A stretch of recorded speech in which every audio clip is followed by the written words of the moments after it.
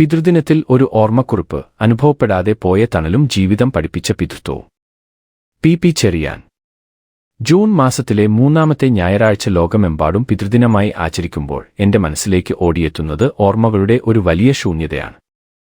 കാരണം വെറും 1.5 വയസ്സുള്ളപ്പോൾ എനിക്ക് എന്റെ പിതാവിനെ നഷ്ടപ്പെട്ടു.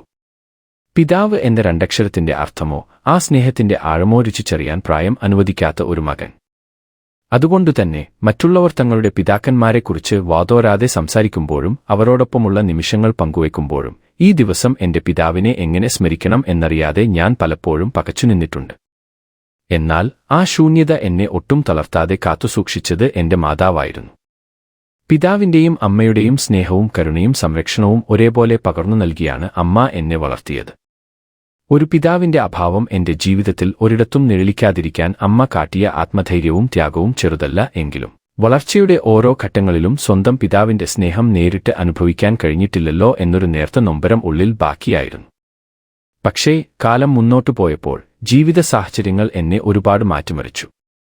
ജീവിതത്തിന്റെ വ്യത്യസ്ത മേഖലകളിൽ പ്രവർത്തിക്കുന്ന സമൂഹത്തിന്റെ വിവിധ തട്ടുകളിലുള്ള നിരവധി ആളുകളുമായി ഇടപഴകാൻ എനിക്ക് അവസരം ലഭിച്ചു.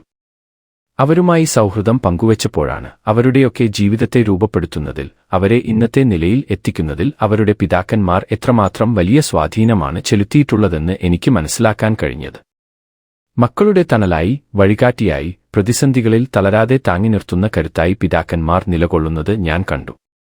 ഈ അനുഭവങ്ങളിൽ നിന്നാണ് ഒരു കാര്യം ഞാൻ തിരിച്ചറിഞ്ഞത്: പിതാവിന്റെ സ്നേഹത്തേക്കാൾ വലിയൊരു സ്നേഹം, അല്ലെങ്കിൽ ആ സ്നേഹത്തെ കവച്ചുവെക്കുന്ന മറ്റൊന്ന് ഈ ലോകത്തിലില്ല. അതൊരു പ്രത്യേകതരം കരുതലിന്റെയും സുരക്ഷിതത്വത്തിന്റെയും സ്നേഹമാണ്.